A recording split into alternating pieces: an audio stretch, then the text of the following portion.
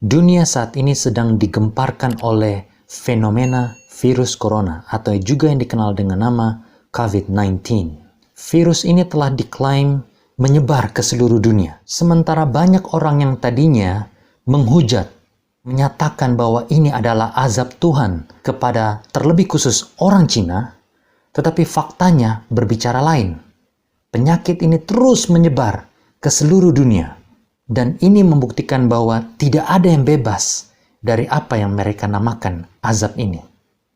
Negara manapun, ras apapun, agama apapun, semuanya nampaknya telah terjangkit oleh virus tersebut. Alhasil, sekolah-sekolah banyak yang ditutup, fasilitas-fasilitas umum ditutup, tempat-tempat pariwisata ditutup, kota-kota, bahkan negara-negara pun harus ditutup. Dan uniknya, bahkan tempat-tempat ibadah pun di mana seharusnya orang memanjatkan doa, memohon kepada Yang Maha Kuasa, harus ditutup oleh karena penyebaran virus yang dahsyat ini. Sementara dunia dirudung oleh kekhawatiran akan penyakit corona tersebut, ada beberapa orang yang berpikir bahwa ini hanyalah propaganda untuk menimbulkan kekhawatiran berlebih kepada setiap negara untuk mendorong rasa kesatuan demi terbentuknya dunia baru di bawah satu pimpinan politik, ekonomi, dan spiritual. Apapun itu, suka atau tidak suka, tahun 2020 kita sudah memulainya dengan rasa kekhawatiran dan ketakutan. Lalu bagaimana kita menyikapinya? Apa yang harus kita lakukan? Kalau Anda cuma berdiam diri, dipenuhi dengan kekhawatiran dan ketakutan, cepat atau lambat, Anda akan mati di dalam kekhawatiran. Karena di dalam ketakutan yang berlebih, maka daya tahan tubuh akan turun dan kita akan mudah terserang penyakit. Dan pikiran itu sangat bisa merusak tubuh kita dan cepat atau lambat, kita akan mati di dalam kekhawatiran tersebut. Karena rasa khawatir yang berlebihan bisa membunuh. Lalu kalau Anda mulai mencoba dengan melindungi diri Anda dengan menggunakan masker misalnya, atau membawa tisu basah, atau bahkan hand sanitizer demi menjaga kebersihan diri Anda, itu hal yang bagus. Dan bahkan sudah dilakukan oleh banyak orang di mana-mana. Tetapi apakah itu sudah cukup? Sementara dunia menggalakkan yang namanya kebersihan diri sendiri dan social distancing, itu tidaklah cukup. Harus ada lagi yang perlu kita lakukan. Ada tertulis, carilah Tuhan selama Ia berkenan ditemui. Berserulah kepadanya selama Ia dekat. Hal pertama yang harus kita lakukan adalah berseru kepada Tuhan. Mencari Tuhan, karena hanya dengan kuasanya kita bisa mendapatkan perlindungan yang sejati. Bila mana ada dari antara kita yang terjangkit, berdoalah, memohonlah kepada Tuhan, maka Tuhan akan menyembuhkan Anda. Tidak ada penyakit yang terlalu besar yang tidak bisa disembuhkan oleh Tuhan. Jangan bergantung sepenuhnya kepada tenaga medis atau bahkan asuransi sekalipun. Mereka hanya bisa mencoba menolong dengan uang yang Anda miliki.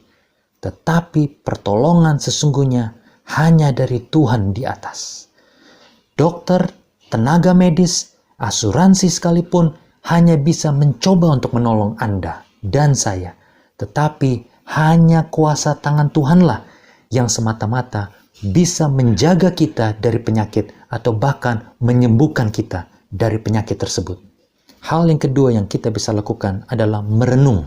Mulailah merenung bahwa hidup ini fana, bahwa hidup kita di dunia ini hanya sementara, karena kita tidak tahu apa yang akan terjadi di kemudian hari. Karena ada tertulis, baiklah orang fasik meninggalkan jalannya, dan orang jahat meninggalkan rancangannya. Baiklah ia kembali kepada Tuhan kita, maka Dia akan mengasihaninya. Dan kepada Tuhan kita, sebab Ia memberi pengampunan dengan limpahnya. Pikirkanlah, apakah saya sudah melakukan yang terbaik kepada sesama dan bahkan kepada Tuhan. Kalau belum, takutlah akan penghakiman yang akan datang itu. Karena waktu untuk bertobat itu hanyalah pada saat kita hidup.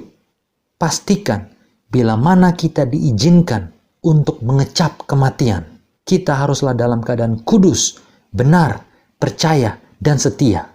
Segera bertobat dan lakukanlah apa yang benar, karena hari kiamat itu segera datang. Ada tertulis, akhir kata dari segala yang didengar ialah, takutlah akan Tuhan dan berpeganglah pada perintah-perintahnya. Karena ini adalah kewajiban setiap orang. Karena Tuhan akan membawa setiap perbuatan ke pengadilan yang berlaku atas segala sesuatu yang tersembunyi, entah itu baik, entah itu jahat. Setelah kita mencari Tuhan dan merenungi kehidupan kita ini, hal yang tidak kalah pentingnya adalah kita harus berubah dalam hal menjaga kesehatan tubuh kita.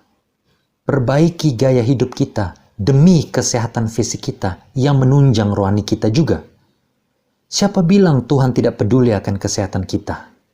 Itulah sebabnya Rasul Yohanes menulis, "Saudaraku yang kekasih, aku berdoa, semoga engkau baik-baik dan sehat-sehat saja dalam segala sesuatu, sama seperti jiwamu baik-baik saja."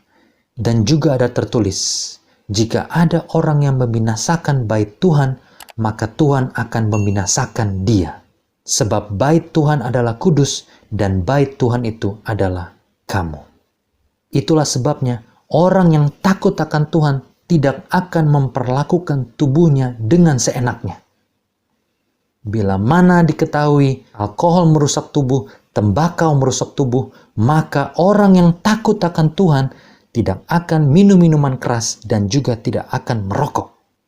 Kalau kita sudah tahu bahwa hal-hal tersebut dan banyak hal-hal lain yang merusak prinsip kesehatan, lalu mengapa kita masih melakukan hal tersebut? Ingat, Tuhan berfirman bahwa barang siapa yang merusak tubuh yang adalah bait Tuhan kita itu, maka Tuhan juga akan merusakkan dia. Akan ada hukuman bagi orang-orang yang tidak menjaga kesehatannya. Dan bahkan kalau kita melihat lebih jauh, dalam satu dekade terakhir atau belakangan ini, kita melihat ada semakin banyak penyakit yang ditimbulkan oleh karena makanan-makanan yang dikonsumsi oleh manusia. Beragam macam binatang yang terkontaminasi dan dimakan oleh manusia dan merusak tubuh. Mungkin sudah saatnya bagi kita untuk lebih memperhatikan makanan kita, memakan makanan yang lebih sehat, yang sudah disediakan oleh alam untuk kita nikmati bersama. Mungkin sudah saatnya kita kembali kepada makanan sayur-sayuran, buah-buahan, kacang-kacangan, biji-bijian yang lebih menyehatkan kita tentunya. Dan kembali, itu adalah pilihan masing-masing kita. Apapun itu, pastikan saudara-saudari, Anda dan saya, mari kita hidup lebih sehat. Tidak berhenti sampai di situ. Setelah kita menjaga kesehatan tubuh kita, hal terakhir yang Tuhan mau untuk kita perbuat, yaitu kita mau berkomitmen untuk hidup bagi Dia. Manusia cenderung lupa segala sesuatunya.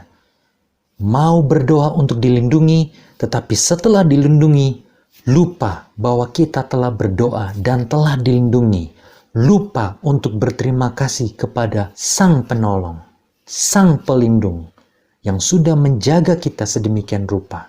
Dan bagi Anda yang sempat merasakan sakit, lalu berdoa, dan kemudian Tuhan menyembuhkan Anda dari penyakit, seringkali kita lupa akan janji yang kita sudah utarakan di dalam doa kita, bahwa bila mana Tuhan mau menolong kita, melepaskan kita dari maut, maka kita akan lebih menurut lagi kepada Tuhan, bahwa kita mau untuk hidup lebih dekat kepada Tuhan. Tetapi bila mana kita sudah dilepaskan dari bencana tersebut, dari malapetaka tersebut, kita lupa akan janji kita. Saat ini, corona sedang menjadi pandemi atau sesuatu yang menakutkan di hadapan dunia. Tetapi bila mana badai corona ini berlalu, apakah Anda dan saya masih ingat janji kita kepada Tuhan? Bahwasanya kita akan mau hidup lebih setia lagi kepada Tuhan? Beberapa kali Anda dan saya melihat tanda-tanda kiamat itu sudah di depan mata. Lalu kita berdoa kepada Tuhan. Kita sadar bahwa kita jauh dari Tuhan. Lalu kemudian kita mau bertobat. Kita berdoa bahwasanya kita mau lebih dekat kepada Tuhan. Pastikan saat ini kita benar-benar mau untuk hidup lebih dekat kepada Tuhan. Bila mana badai corona ini berlalu, jangan lupa berterima kasih kepada Tuhan. Bagaimana caranya? Dengan cara hidup untuk Tuhan. Tidak perlu menjadi pemimpin agama untuk hidup bagi Tuhan. Kita hanya diminta untuk mencari Tuhan dan kebenarannya. Sebab ada tertulis, tetapi carilah dahulu kerajaan Tuhan dan kebenarannya, maka semuanya itu akan ditambahkan kepadamu. Cari Tuhan dan kebenarannya, dan hidupkan kebenaran yang kita sudah dapatkan. Sebab ada tertulis, jikalau kamu mengasihi aku, kamu akan menuruti segala perintahku. Demikian juga ada tertulis, jika iman itu tidak disertai perbuatan, maka iman itu pada hakikatnya adalah mati. Mari kita hidup untuk Tuhan, karena kita tidak pernah tahu, mungkin saja besok sudah terlambat. Kalau Anda dan saya mau bertobat, sekarang adalah waktu yang terbaik. Jangan tunda-tunda lagi, karena kita tidak tahu apa yang akan terjadi di kemudian hari. Biarlah pesan ini yang sudah mengingatkan saya terlebih dahulu, bisa Anda dapatkan juga. 4 hal penting yang tidak dikatakan oleh dunia, tetapi yang dikatakan oleh kitab suci, yang harus kita lakukan saat kita melewati pandemi atau musibah ini. Yaitu pertama, kita harus mencari Tuhan. Yang kedua, kita harus merenungkan diri kita.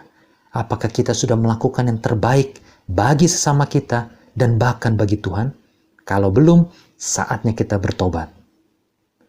Yang ketiga, mari kita hidup lebih sehat lagi dalam hal apapun itu juga, termasuk dalam hal makanan dan dalam hal menjaga tubuh kita. Karena tubuh kita adalah persembahan yang sempurna kepada Tuhan, maka kita harus menjaganya dengan seutuhnya. Dan yang keempat, jangan lupa untuk berterima kasih kepada Tuhan. Bagaimana caranya? Mari kita hidup lebih dekat kepada Tuhan, menuruti semua perintah-perintahnya. Dan bila mana waktunya tiba, maka kita akan didapati kudus, benar, percaya, dan setia. Semoga ini menjadi berkat bagi kita semua dan kemuliaan bagi nama Tuhan saja. Tuhan memberkati.